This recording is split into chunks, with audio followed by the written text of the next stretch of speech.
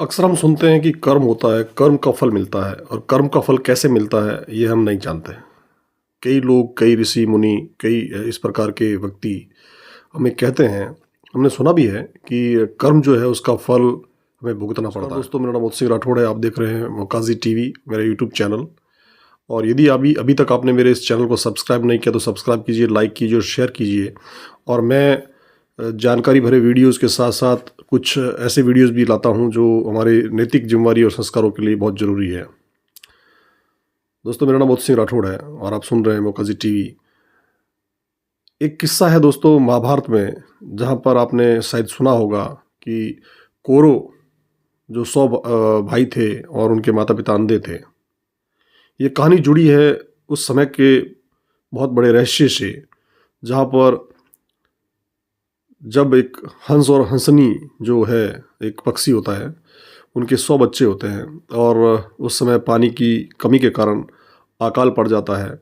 और उस अकाल से बचने के लिए वो हंस और हंसनी जो है अपने बच्चों को लेकर एक ऐसे प्रतापी राजा के पास जाते हैं, जो राजा काफ़ी प्रतापी होता है, अपने क्षेत्र का काफ़ी नामचीन राजा होता है। और वहाँ जाकर वो जो दोनों पक्षी बोलते हैं कि हे राजन, जो क्षेत्र में काल पड़ने से पानी हमारे तालाब वगैरह में ख़त्म हो गया, और हमने सुना है कि आप बहुत बड़े राजा हैं और बहुत बड़े विद्वान राजा हैं, इसलिए हमने कहा कि चलो हमारे बच्चों को हम उनके पास छोड़ देंगे। जो उनके पास एक सरोवर है, उसमें बहुत पानी है, उनके राज्य के सरोवर में बहुत पानी है, और हम आगे बढ़ जाएंगे।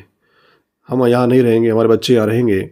और जब पानी या बरसात का समय होगा और पानी बरसेगा और हमारा तालाब भर जाएगा या हमारा सरोवर भर जाएगा, तो हम वापस आएंगे और हमारे बच्चों को ले जाएंगे। राजा ने कहा कोई बात नहीं, आप अपने बच्चों को यहाँ रख सकते हैं और हम आराम से इनका जो है रक्षा करेंगे और यहाँ पर आराम से रहेंगे। राजा इस बात को सिपाहियों को बोलता है और वो बच्चे को छोड़कर निकल जाते हैं। समय बीतता है और समय बीतता है और घटनाक्रम घटित होता है। जो राजा जिसके पास बच्चे छोड़ के गए थे, वो मांस का बहुत शौकीन होता है। उसको हर रोज़ मांस की आदत होती है खाने की। और एक दिन ऐसा समय बीतता है कि शिकार पर गए हुए शिकारी शिकार पर से लौटते हैं, लेकिन उन्हें किसी प्रकार का शिकार नहीं मिलता है। तो उसमें से एक जो शिकारी है, राजा का सिपाही है, वो बोलता है कि चलो कोई बात नहीं, आज हमें शिकार नहीं मिला, लेकिन हम जो है आज राजा के लिए एक ऐसा शिकार है हमारे पास है, जो हंसों के बच्चे हैं, जो पक्षियों के बच्चे हैं, उनमें से एक को मार देते हैं। मार करके मांस बनाते हैं। वो मांस बहुत अलग होता है, टेस्टी होता है। तो राजा आदेश देता है कि आज के बाद मुझे यही मांस मिलना चाहिए। अब राजा की बात को कौन रोक सकता है। देखते देखते राजा जो है हर दिन, अब सिपाही भी सोचते हैं चलो कौन शिकार के लिए जाएगा, और 100 बच्चे हैं तब तक तो काम चलेगा। रोज़ वो 100 बच्चे रोज़ एक बच्चे को मारते और राजा को पेश कर देते। धीरे धीरे समय बीता, वो दिन गुजरते चले गए। राजा भी मस्त, सिपाही भी मस्त। सिपाहियों को कहीं जाने की ज़रूरत नहीं और कहीं घूमने की ज़रूरत नहीं। जो उनको राजमहल से जो बारूद मिलता था या जो कुछ मिलता था शिकार के लिए, वो उसमें अपने खा पी के आराम से अपना समय बिता रहे थे। धीरे धीरे समय बीता और 100 दिन पूरे हो गए और 100 बच्चे काम में आ गए। विधि का विधान था, यह घटना घटित होनी थी। और एक दिन जो है वो समय बीता और बारिश हुई, और बारिश अच्छी हुई। दोनों पक्षी, माता पिता पक्षी को लगा कि आज हम वापस अपने बच्चों को लेकर अपने क्षेत्र में जा सकते हैं और वहाँ सरोवर भर गया होगा और बाकी का जो है समय वहाँ व्यतीत करेंगे। ठीक 100 दिन बाद में हंस और हंसनी वापस आते हैं और हंसनी उस राजा के राजमहल से बाहर बैठ जाती है और वो कहती है अपने पति से कि जाओ अपने बच्चों को लेके आओ। बच्चे वहाँ बच्चों को लेने के लिए जब हंस पहुँचता है तो राजा भी स्वागत करता है, आओ आओ पक्षीदेव, आपके बच्चे सुरक्षित है, आप ले जाओ। और जब वो अपने सिपाहियों से कहता है कि जाओ अभी हमारे जो राज्य में जो 100 बच्चे हैं उनको लेके आओ और सौंप दो। जब वो लाने के लिए जाता है, सिपाही जाते हैं और जाते क्या है, एक दूसरे का मुंह देखते हैं।